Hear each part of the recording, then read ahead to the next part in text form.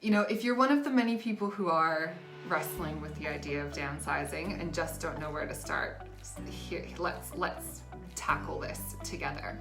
I've got 8 steps. Okay, step 1, write down where you want to be. And this sounds so simple, but I think it's a really powerful way to start when you have a goal that you want to achieve, is really, really nut it out. Where do you want to be this time in 6 months or 12 months?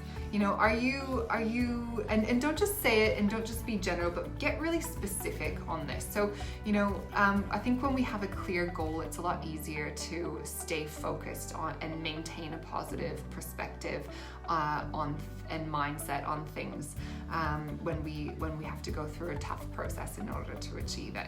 And so if you're dreaming about a low maintenance unit, walking distance to your favorite cafes, or the beach, or maybe it's a single-story villa, with a small private courtyard, enough space to keep the dog happy, but not such a great expanse of land that you're going to be spending your weekends mowing and trimming and all the rest of it. So think about where you want to spend your time and how you want to spend your time, and how having a smaller property will allow you to do more of the things you like, and whether that's getting involved more in your local community, socializing more, or just relaxing. So this is an important step for me. I think it's the most important because the next 7 steps of mine really are geared around seeing you achieve this goal. So take the time on this to write it down. Step 2 is to take stock of your possessions. And so when downsizing to a smaller home, I know this is true, one of the greatest barriers is procrastination when it comes time to reducing possessions. And that's normal because it's such a crappy thing to do.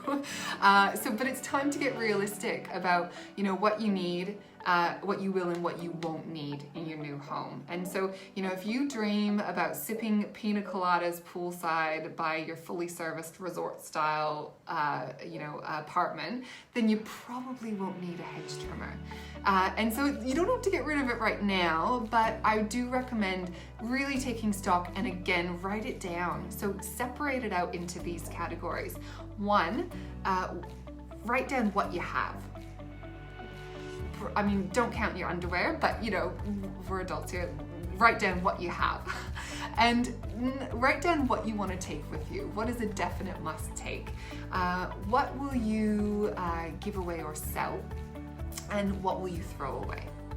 And so take it one room or one zone at a time. Don't overwhelm yourself by seeing the whole picture and the whole house, but really break it down into bite-sized chunks, and the task won't be quite as painful. Step 3 is to get informed about your local market. And so I recommend you contact your trusted agent, or call me, for an appraisal on your current home, and ask for an overall update on what's happening in the local market. So agents such as me have access to a lot more data than is available just to the general public. So we've got a real wealth of information available to us that can give you some really strong insights and a greater understanding of what your property is likely to sell for, as well as how long it's likely to take to sell. Find out about the costs that are associated with selling your property, and typically those costs will be some kind of investment in in marketing your property, as well as the agent's selling fee.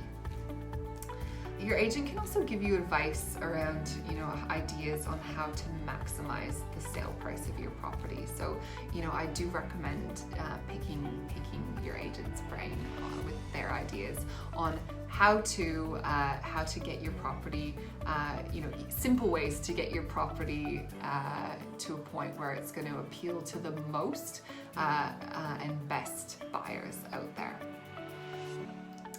Number 4 is to understand your financial situation. And if you have an accountant, I recommend speaking with them at this point about your finances. So you can let them know what your anticipated sale price is for your current property, and they'll help you understand and put together a clear plan on how we can get you to your end goal. So what the budget might be for your next purchase, whether you need to sell before you can buy, and any other factors you need to consider or weigh in when budgeting and managing your finances through this process. So that's step 4. Step 5 is the fun bit. So start researching your next home. You're armed now with all the information around how much you can get on your current home, and your accountant or financial advisor's advice around how this places you financially. So jump online and start exploring homes that match your next dream home. And what we find is that most buyers' initial searches will start out really broad, and that's normal. But one way to really sort of focus in if you're feeling a bit overwhelmed by choice is to get really specific on what your non-negotiables are. So write them down. If you're like me, you like writing things down, and I think that can help really solidify your thinking on this. Is how close do you want to be to shops, to the beach? How many bedrooms? What is the minimum number of bedrooms that you're willing to have? Other features: does it need to be a single-story home? Do you need a lift if it's an apartment building?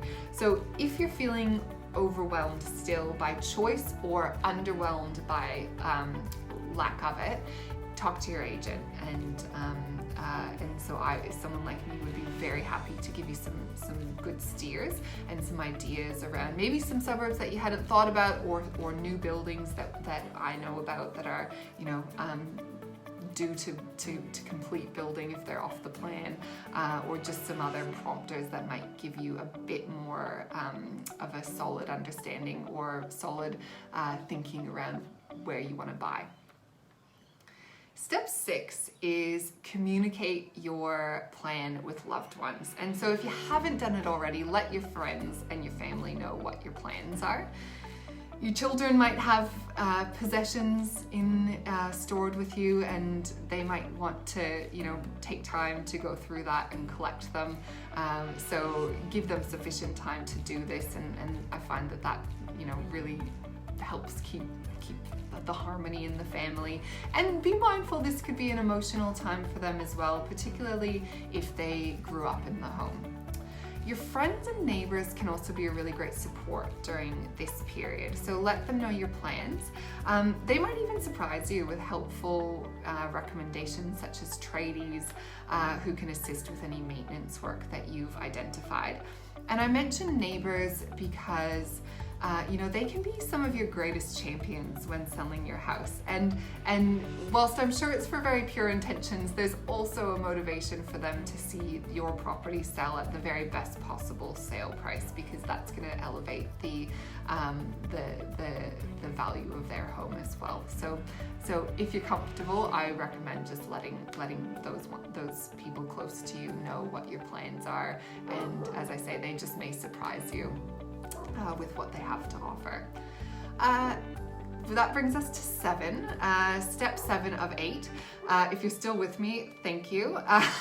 So step 7 is to establish a really clear time frame. And so you now know exactly what you want and what needs to be done in order to get there. Now it's time to execute on your plan, and for most downsizers, that will mean putting your current home on the market while starting to look seriously at your next purchase. It's important that your agent develop a marketing strategy that is really customized to your specific property, and the idea for that is to generate as much competition as possible, to create that competitive environment in order to surface the best and the most offers as quickly as possible. And that's just going to allow you to get on with your plan and to get you to your end goal. Then you can align your settlement periods with the sale with your new purchase, and your chosen agent should be assisting in negotiating that best outcome for you. And we've arrived at step 8. Step 8 is about self-care, and that's really to be kind to yourself throughout this process. This is an immense period of change. There's a lot for you to do, often physically as well as emotionally and mentally. And so it's normal to experience a really wide range of emotions. And what I would recommend, when in doubt or feeling overwhelmed, is that it's important to always bring yourself back to that goal. Step 1. Remind yourself why you're doing this, and remind yourself that you have set out on this journey with a really clear outcome in mind, and that it's all about achieving that new lifestyle that you're after. And so that's my 8 steps simple steps to downsize your home with as little stress as possible. I hope that that's been at least somewhat helpful to give you some kind of framework to work with. Of course, everyone's journey and circumstances are individual and unique. If you are on the Gold Coast and you'd like to discuss a strategy that's more specific to your needs, please don't hesitate to contact me, and I'd really love to be of assistance. Thanks. Have a great day.